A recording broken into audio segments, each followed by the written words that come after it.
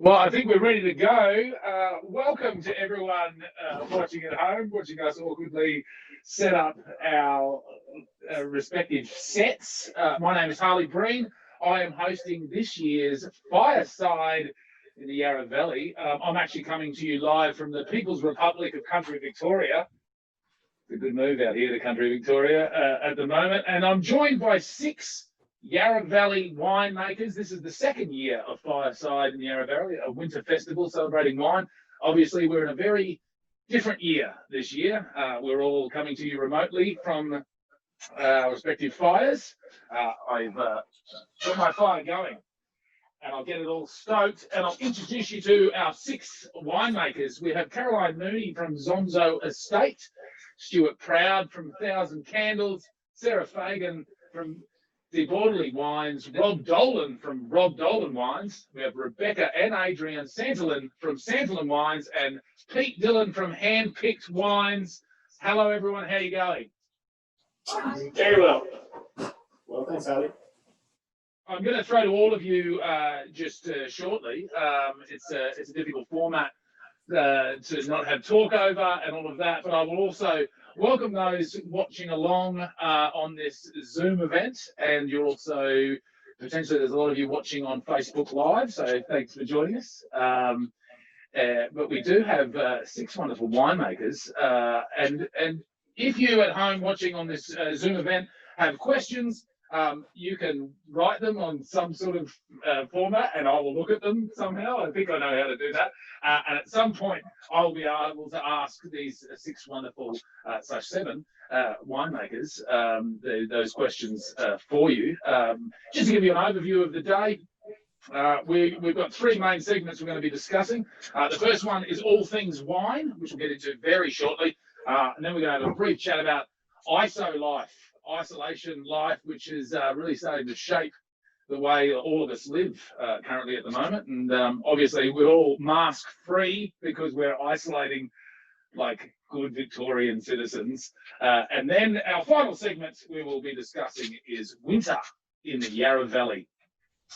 So I guess we kick off with all things wine. Just before we get into it, I'll just run through our 6 winemakers, and if you could just give us a very brief hello, who are you and what wine do you have today? Caroline Mooney from Zonzo Estate, we'll start with you. Hi, I'm Caroline from Zonzo Estate. Today we'll be looking at the 2017 Shiraz, our estate Shiraz. Great, wonderful. I think I have that here. I was fast-tracked a box of all of these wines, and look, they came in a few days ago, so I've given them a little bit of a touch-up already. Anyway, whatever. Good on you, Caroline. And Stuart Proud from 1,000 Candles. What have you got with you, mate? That's me here. Can you hear me? That's yes, right. We can. We've got our 2019 Gathering Field lineup. So just I enjoyed that as well, mate. Tremendous. I'm glad you did. All right. And Sarah Fagan from Borderly Wines. Yep, hi, Sarah from Borderly in the Yarra Valley. Today, a little Gamay, 2019. Oh, Estate Vineyard Gamay. Anyway. It's a lovely drink. I really got stuck into that one. All right. Good. Yeah, and Rob Dolan from self-named Rob Dolan Wines. What are we tasting from you, Rob? Muted himself. Rob's frozen. Like, this is what a new world. There he is. Sorry, can you hear me now? That's right. Yeah, we got you. Oh, good. Yeah, 2016 Cabernet, white label. Delicious drop, Rob. I've got it right here. Beautiful. It's not bad at all. Well, thank you very much for the gift. And Rebecca and Adrian Santolin, I already know from our pre-show setup, you've got your lovely children in tow as well. Yeah, we do. And, yeah. Great, and a very realistic looking Very real. fireplace there in the background. Toast marshmallows before. I just want to eat marshmallows, but you know. It kind of suits the theme, the virtual event, so virtual fire. So then don't you have to tell your children that they're only allowed virtual marshmallows? Yeah, that doesn't work. Oh, that was fun. Yeah. And what wine have you guys brought for us? We've got our 2017 Pinot Syrah in our Cosa Nostra range. Very lovely drop, by the way. The wife and I enjoyed it. We'll finish that off tonight. And finally, Pete Dillon from Handpicked Wines. Pete, what wine have we got from you? We have the Wombat Creek Chardonnay. So that's a single vineyard site from up towards the top of the Yarra Valley. So a Chardonnay that's also, it looks like it's being enjoyed at this end as well. Now, to be honest with you, mate, I haven't cracked into that one yet because I haven't had it chilled down, but it's something to enjoy later on. Now, we're already kicked off into all things wine because you've all told us what wines you've got. I've got a few questions here right in front of me that I'll ask you. Also, we've got some trivia questions to come. It's Question Central, so look out for those. But right now, we're just going to discuss wines and the Yarra Valley and your specific wines. We're starting with you, Caroline. You've got the 2017 Zonzo Shiraz. Can you tell us just a little bit more about that wine? Yes, I can. So this wine here, it's a single vineyard. It's obviously, as a result, it's grown on the estate, so it's from our property. A little bit of whole bunch, about 20 days on skins during ferment. It's really simple winemaking. I suspect all of us do relatively simple winemaking. Yeah, about 12 months in oak. Should we crack into it now, Harley? I think, well, you know, I never need an invitation. Would you class this as a really classic Shiraz? I'd say it's very classic Yarra Valley Shiraz, so cool climate. It's in 2017 was a really good year to kind of express those cool climate Shiraz characters. So you know, lots of spice, really nicely integrated with the fruit, a little sort of restrained on the alcohol level. So more about elegant sort of texture and then delicate sort of blackberry characters and a little bit of white pepper. You did say that 2017 was a good year, and I think we all agree after 2020, every year preceding this has been a bloody great year. Corker. It has.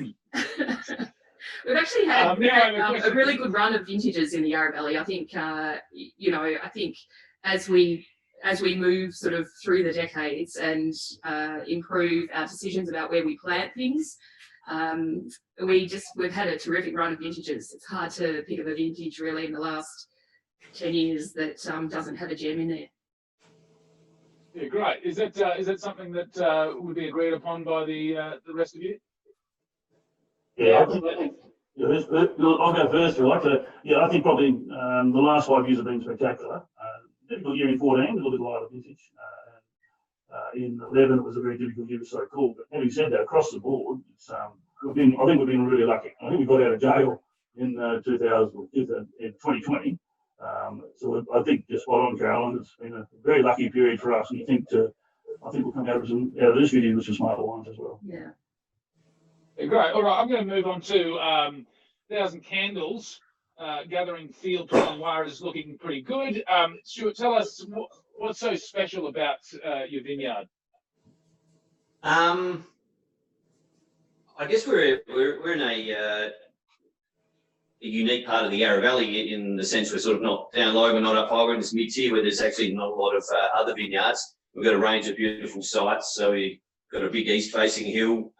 Then there's also some northern and western and a little bit of southerly aspects. So you get a good diversity, especially in the hotter summers and the real heat spikes that everyone's been getting in these more erratic climate change fueled seasons, that you can really shelter yourself away from those baking hot afternoons, and you can really retain a lot more purity in the fruit and you know, protect the vines and the resulting wines from sort of getting cooked and overbaked, which can on more exposed sites.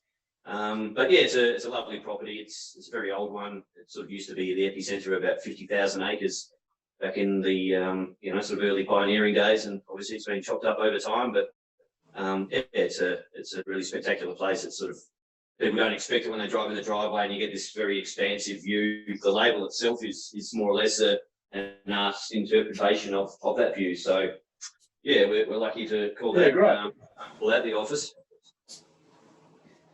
Yeah, and speaking of this particular one that we're talking about right now, what's a great meal to go with this? Plenty of things, but yeah, can't go past a nice sort of barbecue loin rack or a nice ribeye on the steak and grilled beef there as well. So that's fairly regularly served up, and maybe some nice roast veggies, potatoes, and a nice beetroot feta salad maybe. I don't know if that's what you think. Hello, I like that. Do be careful though when you eat beetroot. Yeah. Just write on your hands. Remember, you ate beetroot. Yeah. Because the next day you'll be calling your mother, going, "I think I'm dying, Mum. I don't know what's happened." No, I've nearly rung the ambulance a couple of times. There's all sorts of colours coming out of you that shouldn't. Yeah. No, they're versatile wines, so probably like everyone's. I think the Yarra does great in so many varieties, and whether you're just enjoying a glass or with food, I think that's probably the key factor of the Yarra is that huge range of diversity and sort of simplicity in the wines, but still always that nice complex sort of savoury overtones. All right, excellent. Now, Rob, I've been told that you're a little bit of a local legend. How long have you been making wine in the Yarra Valley? I came to the Yarra Valley in 1991, so September of 91. I've been in many different guises, as you may know. I've been in, I started originally with Yarra Ridge, but Yarra Ridge then became part of the set up Plum Road and the sticks business, and then eventually got on my own. It took me a while. It takes a long time to get the cash together to build a wine business, I can tell you.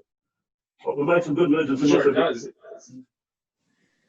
It's nice that you've just thrown your name straight on it. It's Rob Dolan Wines. Perfect branding. Well, it was hard to do. Actually, I didn't want to do it at the start. So when you first start doing these things, you're not quite sure. I was looking at different options and then thought, actually, the label designer said, Rob, that time you actually wake up and realise you better put your name on it. So, and that tends to be the situation with a lot of winemakers, I guess, over time, especially when you get to my age, you get a bit older. It's time to actually go and do it. And speaking of it, a good place to drink a wine, I would answer any would be fine. But where's a good spot for you to sit down? Obviously in the Yarra Valley to enjoy a Rob Dolan wine. Probably at home, I'd say. If I can be really honest, but I live on 16 acres in Christmas Hills, which is just above Yarra Glen. I live right across the whole Yarra, so it's a very old home, built in the 1870s, but it's a great place to sit and enjoy. Yeah. One of the best experiences I ever had was probably we Port Adelaide won the grand final. I went with a mate of yours, Sarah's, with Slingers, David Slingsy Smith. And this is, unfortunately, Slingers has passed, but it was at the Port Adelaide winning the grand final about 10 or 12 years ago, I think it was, but it was a hell of a day. But we had two thermoses, one of Pinot, one of Cabernet. So that's probably the best experience I've had. Yeah. Well, going over to Sarah now. Sarah, tell us a little bit about the De Bordeley Estate vineyard and the wine that you brought in. Radio. So north of Yarra Glen, up there, the family purchased the property about 87. Still the De Bordeley company is still very much family owned and run. Steve Weber married Leanne De Bordeley, so they live on site and very much part of the business and part of everyday life. Very hospitable and generous with their time. So very much still family, Italian family heritage runs through every day. The estate vineyard was sort of started to be planted in about the early 70s by a guy named Graham Miller. And we've since evolved and planted new varieties, and hence this is a Gamay. It's quite a new variety to the Yarra. We've had it in the ground for quite a few years now, and we've got an estate vineyard Gamay, which we just think is pretty easily drinkable, pretty suited to the climate, suited to winter, autumn, winter, all those sort of open fireplaces, roasted chestnuts, all that good stuff that we all enjoy doing. Wish we could, but at the moment it's all in Iceland. But that's life at the moment. Yeah, absolutely. And just a reminder, everyone watching along at home, feel free to ask your questions. I'll attempt to get them in a moment. And then keep staying with you, Sarah. If this is a new wine variety that is in the Yarra Valley, what sort of new varietals are we looking at going into the future, do you think? Well, I think Gamay is probably a variety that people will explore more and more. I think that's heading in the right direction for our climate, for what people are after in wine, but also other varieties like Pinot Meunier is seeing a bit of a resurgence as far as a straight varietal. So that's historically a red sparkling base, so Pinot Noir and Pinot Meunier.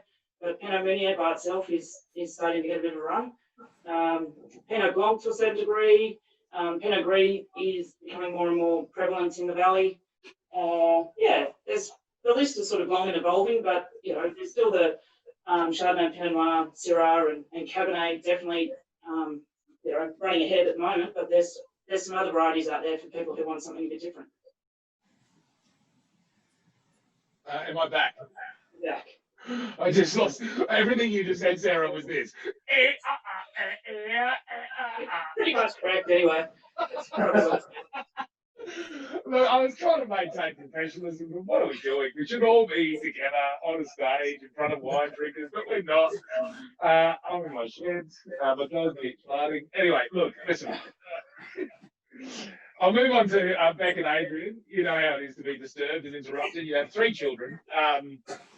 But we're going to talk about your wine. Can you tell us a little bit about this interesting blend? I try and know a lot about wine because it seems right, and I do. No, you didn't hear that. But this Pinot Syrah, I assume those are 2 different grapes that you've blended together. So it's essentially a 50-50 blend of Pinot Noir and Syrah or Shiraz. Syrah. Yeah, so... Syrah. Shiraz. Yeah, so it's basically 2 different parcels of Pinot. They both sort of come from the upper Yarra, so the cool climate style of Pinot. A little bit of whole bunch in there as well. And then the Syrah essentially made the same way, very, very similar to how the Pinot was made, a little bit of whole bunch, very gentle sort of handling during fermentation. And then basically it was just looking at what worked, and it just happened that it was a 50-50 blend that sort of looked the best. And I guess the idea of that, I guess from as far as I'm concerned, sort of comes from the Hunter Valley. So I worked in the Valley in the early 2000s, and there's a few sort of Pinot or Syrah blends there. One of the most famous one coming from Mount Pleasant, and yeah, that's something that works well together. And I think the Yarra, sort of the flavours that you get from the Pinot and Syrah in the Yarra sort of complement each other, and they really work well. And you get sort of, I guess this wine shows a lot of savouriness, a bit of spiciness. There's a bit of black olive there, and just a wine that goes really well with. I'd probably like with an antipasto plate, cured meats. Looks real good. What was that? Sorry, at the end, Beck? Friday night pizzas. Prosciutto. Oh yeah, look, just whenever you want it. Yeah. Just that's the rule. Well, the only white wine in the group today is from Pete and from Wombat Creek. Why is that so renowned for a white wine, or specifically for why is it so good for the Chardonnay variety? Well, in a Wombat Creek sense, the vineyard is basically planted to 2 varieties. So it's got Chardonnay and Pinot on the site. And it is a site that actually, when it was first planted in the late 80s, was those 2 varieties largely because it had a real focus on sparkling wine production. And it is a site that is right up the very top of the valley. So with that altitude, we get very cool climate growing conditions. And as a result, it tends to have really great acidity and backbone. So that's definitely what we love about the wine that comes from that particular vineyard. And I think too that crack in while you're talking. Sure. With that extra vine age, I think it's quite an interesting juice initially and wine later, where you can really see that lovely taut acidity and line and really bright grapefruit. It actually has some fantastic layer and concentration of flavour that comes from that vine age. I think, despite the fact it's actually coming in reasonably low bone may with really high acidity compared to say a warmer side elsewhere, it tends to have fantastic depth of flavour. Well, I feel like the only thing I ever have to say about wine, because I genuinely don't know what I'm talking about, is it's either that's easy to drink or it's not. And I've got to say to all 6 of you winemakers, all of your wines are very easy to drink. They're quite delicious. And that right there, as I was drinking, Pete, that's a very easily drunk Chardonnay. And I will make sure I finish that. Maybe not while we're still on camera, but it will get finished tonight. Well, I'm sure in front of the fireside, the evaporation levels are going to be fairly elevated over the course of the discussion, but it's a good wine to let open up, and it'll evolve over the course of the evening, if not tomorrow. Great. Now, I do have a Sorry. question. Well, I think there's been a couple of online questions pop up. I saw some Q&A things popping up. Yes. I've got one right here, which which I think is really perfect for all of you and for the Times. I won't say who it's from in case they wanted to be anonymous, but this, with climate change, are you pulling out any vines and planting new varietals? So as a result of climate change, are you making different decisions in what you're growing? Absolutely. I think absolutely. I mean, we are at Zonzo, we're starting a very active program of not completely changing, but enhancing our group of varieties that we're growing on the estate to include some of those varieties from Italy that are more productive in warmer climates. And you know, I don't think any of us would deny that we're having to rethink some of our plantings, because obviously when you put in a grapevine, it's 3 years before you making wine from that. So you need to have that kind of projected vision and start preparing for, you know, what seems to be the trend, whether you believe in climate change or not. So yeah, I think it's a good opportunity for us to rethink what we're all putting on our properties. Anyone else like to add? I mean, I think from a handpick perspective, we're seeing the embodiment of that historically in terms of the Wombat Creek Chardonnay we're drinking as a table wine. When the vines were originally planted, was as a sparkling production vineyard. So that's something that you can see as a demonstrated change in that climate already. So it's definitely something I'm sure everyone thinks about. And I think for the future, we as similar to what Caroline was talking about, are planting some pretty interesting varieties that, particularly at our Yarra Glen site, will really sort of probably play into the change in climate. So we've got some things like a Spanish variety called Mencia going in, along with some other fairly climate tolerant varieties. So I'm sure there'll be some pretty exciting new things coming on stream over the course of the next sort of 5 years as these new plantings come online. I think following on from what we're talking about right now, there's another question here that says, what advice do you have for someone who has no experience in winemaking, who wants to grow grapes in the Yarra Valley to supply winemakers? So if someone's looking to grow grapes, what would you guys as winemakers be Don't do it. advice to do? Careful what you wish for. Good advice. Yeah.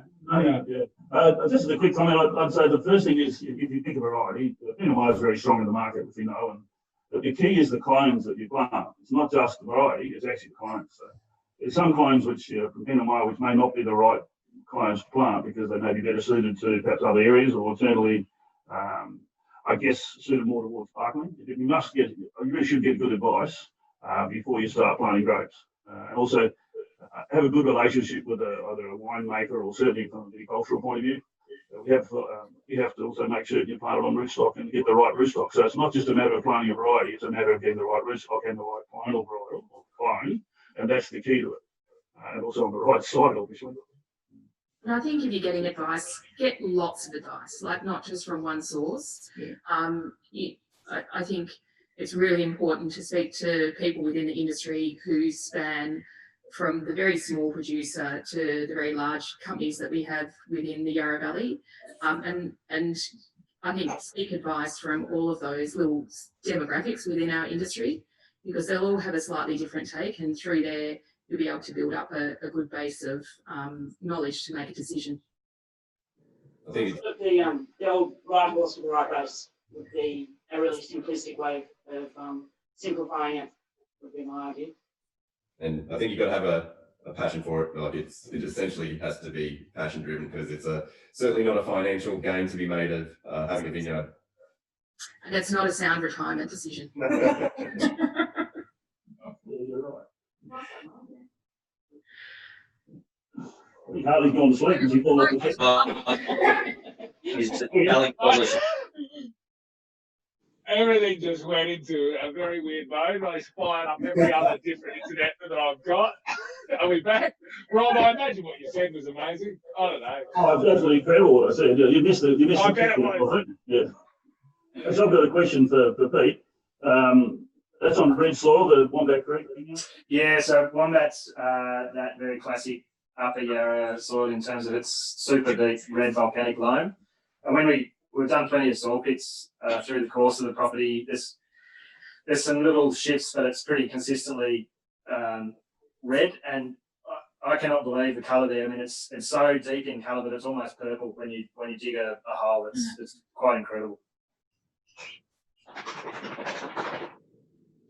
And so, excuse my ignorance, but the colour of the soil is very integral to the grape and what it finishes up on. Yes, I'll make a quick comment that we take fruit from 30 vineyards, so just to give you an idea, I mean, obviously a reasonable volume coming through, and I'm certain the same situation with Sarah.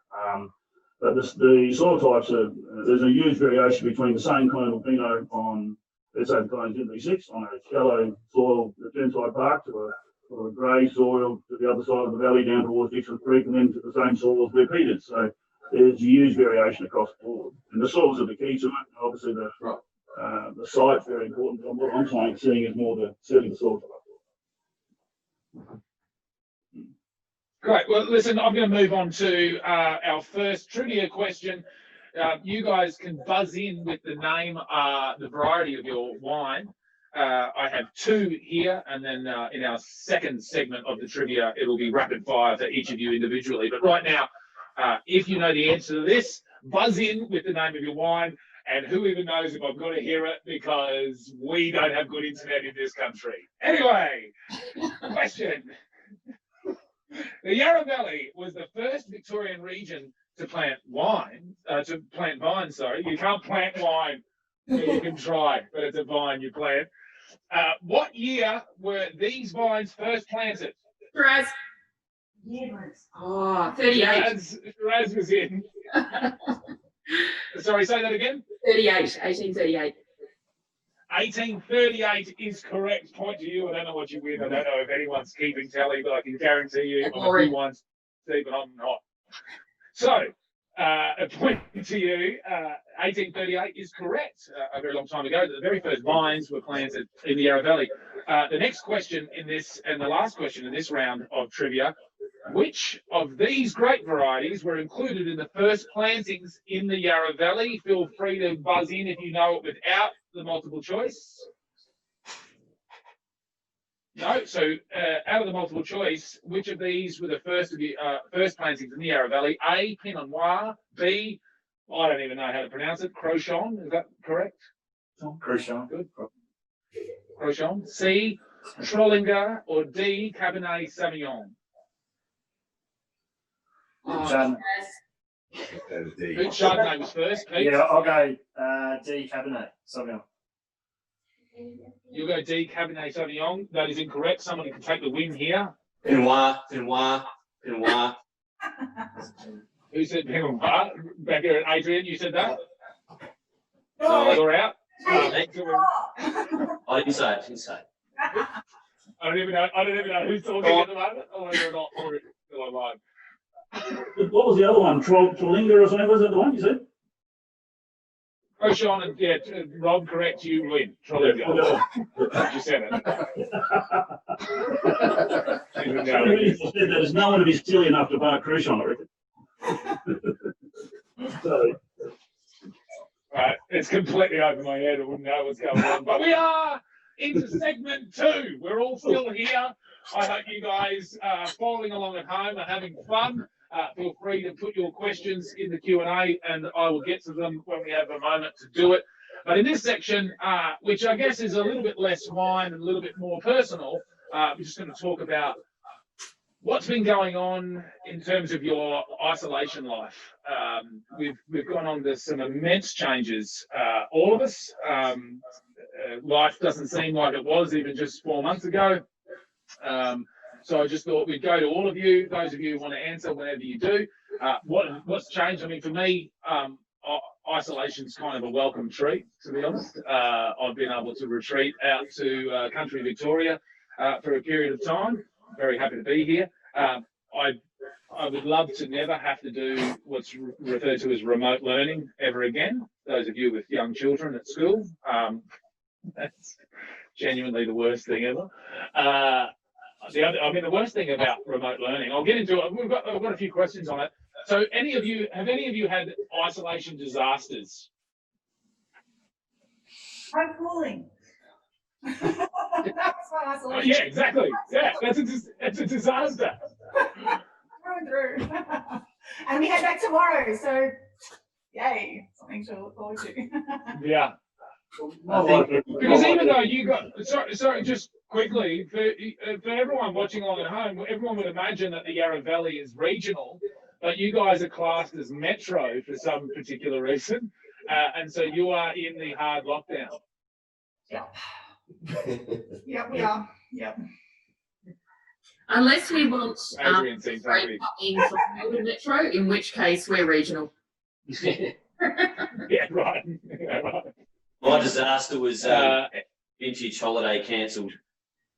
When, normally we would have been jetting off somewhere warm and tropical, live in a pair of shorts and drink cold beer under a palm tree and go surfing every day, but instead I got to stay home and repave our back patio.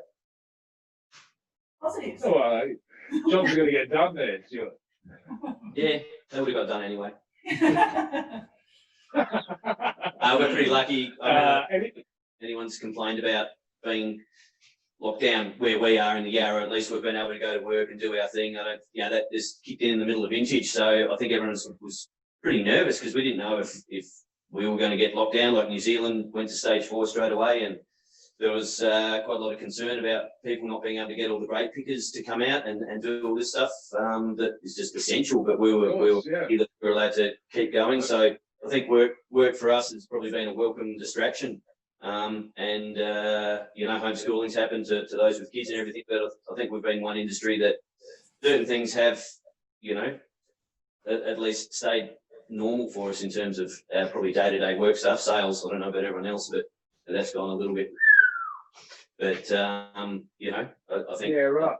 Go to work every day and do our thing, and that's certainly, we're grateful for that. Well, I know I am.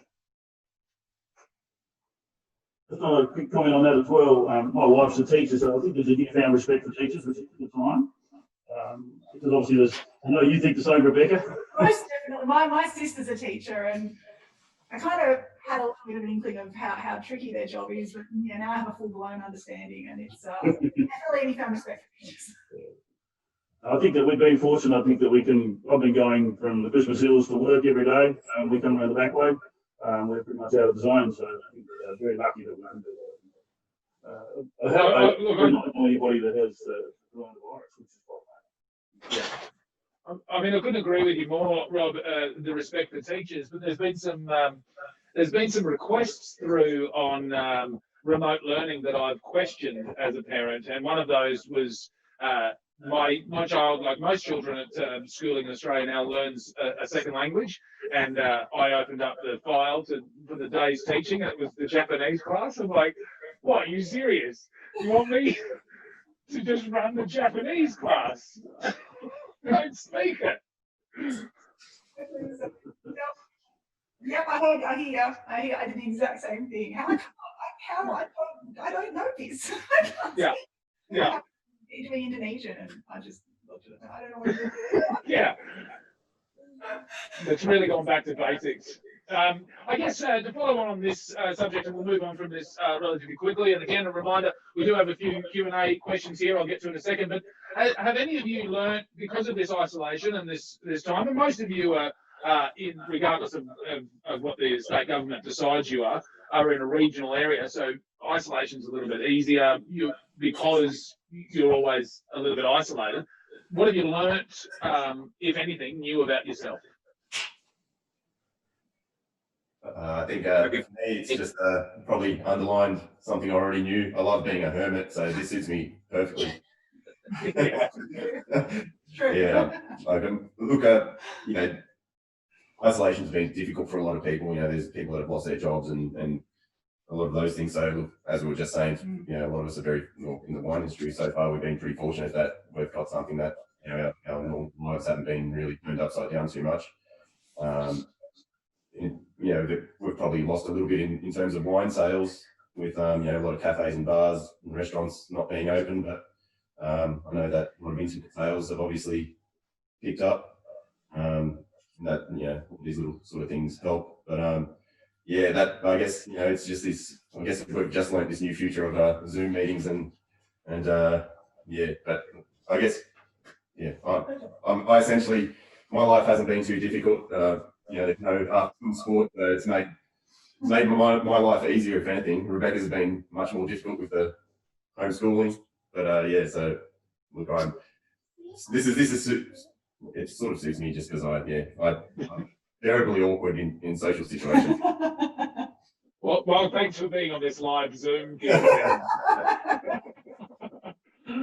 From a handpick perspective, I think there's been a few challenges that I've had to learn to overcome, which in terms of new skills, doing the Zoom meeting is one thing, but having to do a fruit assessment to work out when to pick or pruning plans via Zoom meetings is sort of a new skill set that I've come out of this lockdown period with. We don't just make wine in the Yarra, we also have vineyards in Mornington and Tasmania and growers in Margaret River. And so from my end, it's sort of quite a complicated process once things get locked down. Trying to make those decisions remotely is pretty interesting.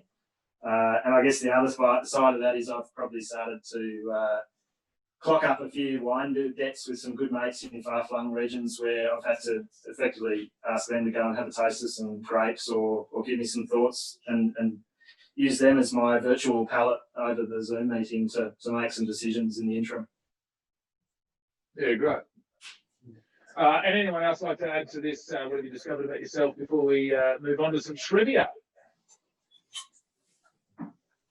My golf's decreased in quality, so it improved a bit today, but my God, I've been terrible. So the lockdown certainly slowed that right up. But having said that, I think we're so lucky we live in such a pretty area. It's such a spectacular region that we live in. I've been to a lot of regions across Australia. There's nothing quite like coming back to the Yarra Valley. I was being honest and truly forthright. It is spectacular to sit up the top of the hill here and look across, and I'm certain most of us would feel the same way. It's a very pretty area. Now, look, multiple of you have already sort of discussed this, but I have multiple questions on it. So I guess we just get a bit of clarity from any or all of you. Has this COVID-19 isolation increased sales, decreased sales, changed the way that you're getting your product out there, any and all in between? We're probably seeing a change of sales. So Totally is a sizable company, but based in the Yarra, we're largely on premise. So we've probably seen our on premise sales obviously slow down, but retail sales are still strong because there's something short of people when they're locked up at home or isolated as such. They still want a glass of wine, and sales at certain price points are still pretty good. So it's just more a change of what people are drinking. They're staying home, so they're relying on retail sales. But yeah, people are enjoying a glass of wine, which is nice. Right. I'd like to give you a quick comment from our cellar door side, and we've changed how we operate. People have been coming, maybe booking beforehand, and we take wine out to them. Our cellar door sales last month were actually a record, so that was a bit of a surprise. That's just cellar door. I'm not saying it was in the retail world or in the on-premise side. So just in that segment of our business, it's actually been quite strong because of where we're located. Now, if you're further out, I think it will be a little more difficult. But this is a quick comment and what actually has happened. We've seen a lot of online and different ways of doing things. We've tried to be a little bit original, and I think that's probably been fortunate for us. And I think there's a lot of other companies who are trying things. I think it'll actually see us make some changes on how we operate during the period when we're fairly quiet, so Monday, Tuesday, Wednesday, Thursday, which are those periods when cellar door sales are open, but they're not that strong. I think that's been a big plus for us. But I think get out and have a go. I think that's the key to it all. Yeah, great. Look, there's a few other questions here. There's one that's appropriately by anonymous attendee. Do any of you watch Farmer Wants a Wife? So I think we'll leave that as a comment. I think there's a few keen people. A couple of single gentlemen on the screen. Maybe it's for you, Rob. I think maybe the older few. I think Pete was that moment. I think Pete. One over. There's a good question here, which it gives you a chance to, I don't know, speak smack about all your mates that are on the camera here at the moment. But what wines do you love the most? More importantly, dislike the most? Well, look, in terms of drinking, I can't sort of go past Pinot Noir. But if it comes down to winemaking, I probably don't have a favourite. I enjoy experimenting with a lot of new varieties that we don't see too much of in Australia. A lot of sort of Southern Italian or Spanish Portuguese varieties that are sort of coming into Australia now because they are well suited to our climate. That's kind of what I like making. Dislike sparkling Shiraz. That's an abomination. Oh, big call there, Adrian. Oh, Caroline Mooney. I think that was sparkling Shiraz. Oh, sparkling Shiraz. Sorry, I thought you said sparkling. And I agree. Shiraz. It was a breakdown. Good, great. Not only is it a challenging wine to drink, in my opinion, I agree, Adrian, but it's also incredibly, frustrating wine to make and disgorge.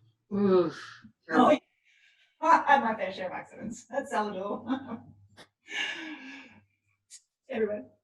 All right, I'm going to quickly move on because it's amazing, but we are running out of time. I'm into the rapid fire segment of our quiz, and then we're going to go into our last segment, which is about winter in the Yarra Valley. As the rain descends on my corrugated iron shed, apologies for any noise problems, but at this stage, who gives a shit? Right, so Sarah, start with you. This is rapid fire, and all of you get a chance for rapid fire. So Sarah from the Borley, which name is Chateau Yarra now known? Totally. Thank you. In what year did French champagne house Moët at Chandon establish their Australian base, Domaine Chandon, in the Yarra Valley? No. Okay. Who would know that in their heads? 1986 is the answer. There used to be a brewery where Innocent Bystander now resides. What was the brewery called? White Rabbit. That's absolutely correct. Well done. 2 of 3 for you. Moving on to Pete. The Yarra Valley has how many hectares of land under vine? I'll give you within 100 hectares. I'll say 2,600. You know what? To be honest with you, that's very close. You can have it. It's 2,150 hectares is under vine in the Yarra Valley. True or false? Either way it can go. Pinot Gris is the Yarra Valley's most planted white varietal. Oh, I'll say false, but that's probably partly me hoping. So if it's false, what do you think is the most planted? I guess Chardonnay. You guessed correct. I'm going to give you 2 points for one question. In what year did Oak Ridge Wines win the James Halliday Chardonnay Challenge? 2019. The best year on record. Only because of the one we're in right now. Well done, Pete. Rob, moving on to you. What variety is named by its literal definition, Little Rascal? Absolutely no idea. I don't even know how to pronounce the answer, but is it Arnice? Oh, maybe that might be a good thing to call it. That's right. I didn't actually know that one. That's a new one. Yep. Okay, I'm just reading on the page. I didn't come up with it. Did we get given the answer? Here's the question. Now, listen, I know that you're going to like this because of what happens just before we went live and what came out of your mouth. So I know you're going to know it. In what year did Port Adelaide win their last premiership? I actually don't know, but I know the big songs though. I'll go with, 96. Last time they won? 96, that'll do. No, No idea. no. 2004. Yeah, Come on, well, that's mate. about all I know. I can't remember that day very well. All right. Chardonnay accounts for what percentage of total fruit grown in the Yarra Valley? Who would know that? Maybe me. Want me to answer that one? Yeah, if you want to. I'll go 35%. Did you say 35? Yeah. That's amazing. The answer is 34%. Oh, That's very good, Rob. I'm giving you points. It's very loud here. The rain is coming on the corrugated iron roof. Caroline, I'm over to you with the rapid fire. In what year was Coldstream Hills founded by James Halliday? 1985. Bang! Right on! Caroline, out of the gate. There is an iconic Yarra Valley vineyard that has bloody hills flowed into the grass.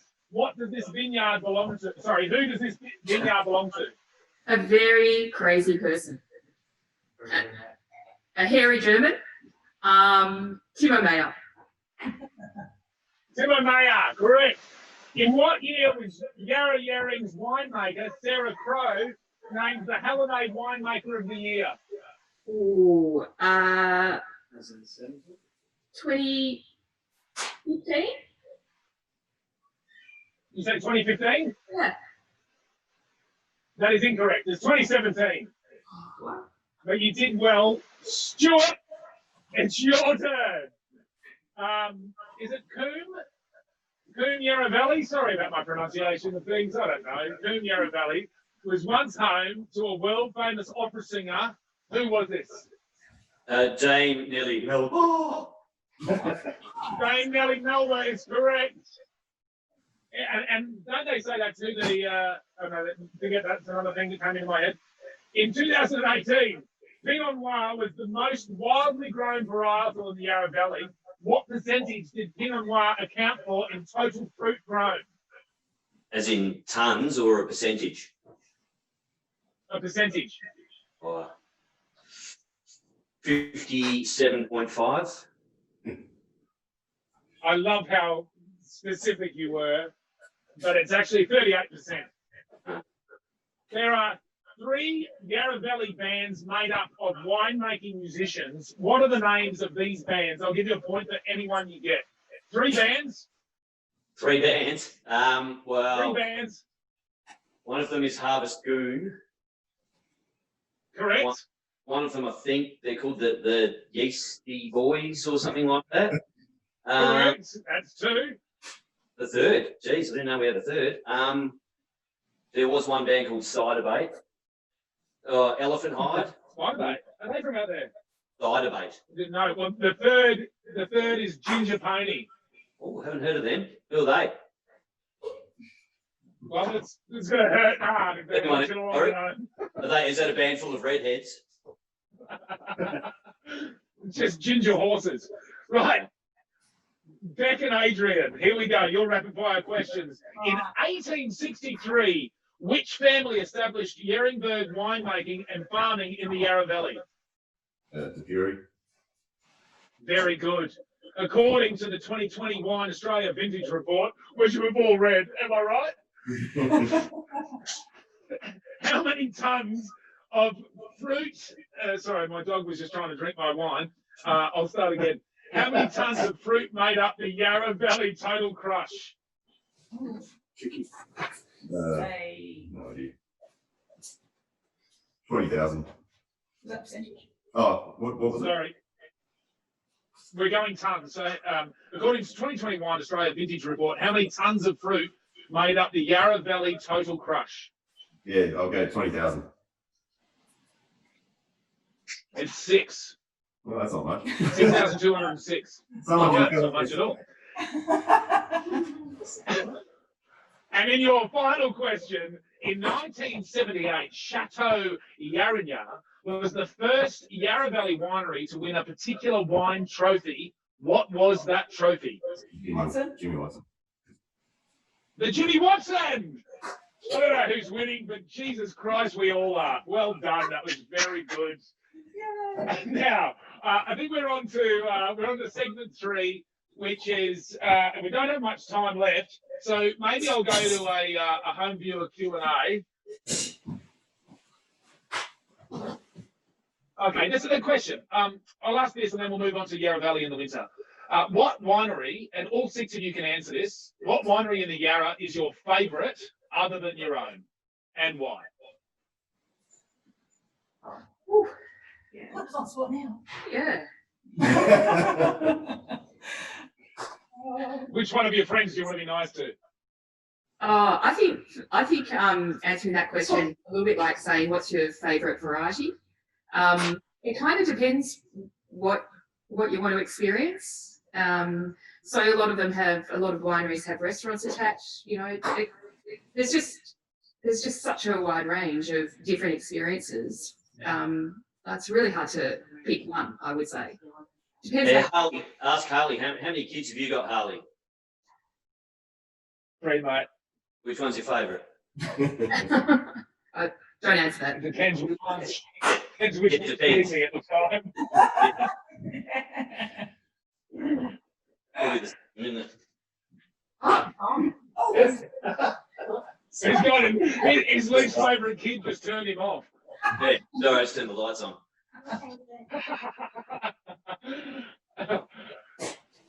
I'll take that as a good answer, though, Stuart. Yeah, and you do, just in this short chat that I've had with all of you, you do seem like such a community out there that you're not willing to try and draw lines in the sand on who's favourite and who's not. No, everyone just accepts when the cameras aren't on. That's the best way. Oh, look, we're not live at the moment, guys. It's just a Zoom chat. Take your pants off. What's happening? Oh, good. All right. Okay, listen. Let's move on to segment 3. And we do have a very short amount of time left in this live Zoom chat that we've got going on here, and it's been an absolute pleasure being a part of Fireside Yarra Valley. But this is about Yarra Valley in the winter, and obviously this is a very different time in our lives. But I guess very quickly from all of you, what's the best place in the Yarra Valley in the winter? Well, for me, that's an easy one because in keeping with the wine we're trying, Wombat Creek is often sufficiently high that you're actually sitting above the clouds. So heading up to the vineyard there on a pretty classic day, you can pop out of the clouds and you've got this amazing view right down the valley. It's a pretty serene and calming little spot, particularly in the current year where, you know, there's a lot going on elsewhere. It always puts you in a pretty good place when you get up into a part of the valley like that with that sort of scenery. For me, we built this fireplace just through the summer, so sitting here with a beer or a delicious Yarra Valley wine made by any Goyamon who is sitting here today on the screen. That's my favourite place in winter. Right. Right on the fire. Good afternoon, winter sun. You're muted. Says you're muted. Sarah's muted. Yeah. I would say, you know, I quite enjoy sitting on my back deck on a Friday afternoon, nice, soft winter sun, plenty of wine, mates where we can have them around, and you know, a bit of local food and watch the rest of the day go by. I think you can't go wrong when Lovely. when you have friends. You're sharing those experiences with friends. We're lucky to be in a place where we get a region where we have some cracking wines and cracking local produce. So you put those things together, and that's a great experience. Adrian, I don't want to alarm you, the children are putting their hands in the flames at the moment. It's okay. That's my parents' style. She'll figure it out. She'll be right. They only do it once, don't they? I do fine. You've got 3, mate. Don't worry about it. All right, that's all right. She'll be fine. I think the Yarra Valley is the place to be. Yeah, I'll go with the Yarra Valley's the place to be. I don't need a holiday home. I've already got one. So I've got a house and a home and a holiday home. So I think that's the big plus. And there's so many places where you can go for Black Peak. Obviously, there's some lovely wines across everybody. I think that's you made a comment earlier on about there's a good vibe about the Yarra Valley. I think that's the key. We all get on very well, I think, which is great. We're not a big area in terms of production, and I think it's great that we all in harmony with each other. I think we're not trying to ignite and so forth. I think it's great. It's a lovely feel at the moment. There's a lot of good young people coming through in the valley. I think that's the big plus. A lot of enthusiasm, and we're just so close to the city. Like only 30 minutes or 45 minutes out of the city. I think that's a big plus. Thank you. That is great. And look, as goes with so much stuff at the moment, when these restrictions are lifted and if we all behave ourselves and do the right thing, make sure you get out to the Yarra Valley as soon as you possibly can. It's been really excellent. I've had a lot of fun, obviously, with any kind of Zoom. We've had some issues. There's a lot of love online at the moment for Stuart, so that's good. Stuart. We've got our results in. Mooney, you're on 3. Sandalin, you're on 3. Sarah Fagan, you're on 2 for some reason. I don't know what happened there. Rob, you're on 3. You're on 4. And Stuart, I think from the online fandom that you have attracted, you got 5 extra for singing. I don't know if I dropped out when this happened, but it's an amazing result. I think that we've. I think it's we've rigged. gone through I everything. just want to say that right now. Yeah. I thought one question. I don't know what's going on. There's all sorts of messages here. There's these messages. Look, this is the question I thought that I would answer on. Finish on, sorry. And I think it's a poignant question too for not only winemakers but any primary producer in Australia, specifically to you guys in your region. What's been the fallout and your response to the fires in January? What sort of changes you're making to your wine practices? What changes has that environmental impact made to you?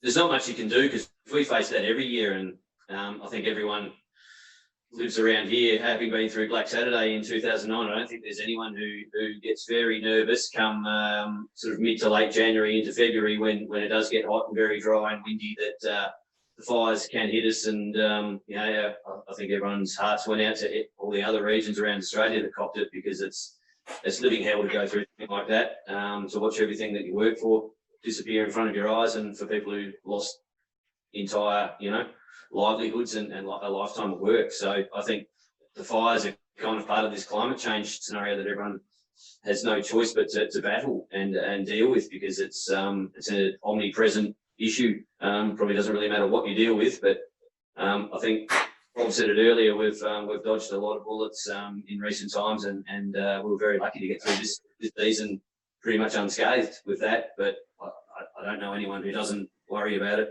every year. I'll just give you a bit of an idea. I did a bit of a summary from, obviously I've been around since 91 in the Yarra. We are 28 days earlier than when I first came to the Yarra. So what that's suggesting is we're now very good area for Cabernet and Shiraz. That's a minor point. But what I'm saying is that I remember picking Cabernet on the 24th of May. These days I wouldn't have any Cabernet on the vines by the 24th of April. Now, what I'm saying is that's the big climatic change. So it is quite significant, and that's why some of those areas like Wombat Creek are so important, and vineyards in those cooler zones are so vital in this area, with a lot of areas, because things are ripening much earlier. So we're now picking fruit in, I guess, February, and previously I wouldn't have picked anything until March and April at the earliest. And that's the big change that's happened with that. And it does change how we make wines, and we have to be careful how we're doing things. And picking times become very important, as well as the management of the vineyards. Well, look, like most producers, I'm the brother of a regenerative farmer. You guys are on the front line, and I think the way your changes are impacting the rest of us. I thank all of you very much for your time. I remind everyone that's watched at home, thank you very much for joining in.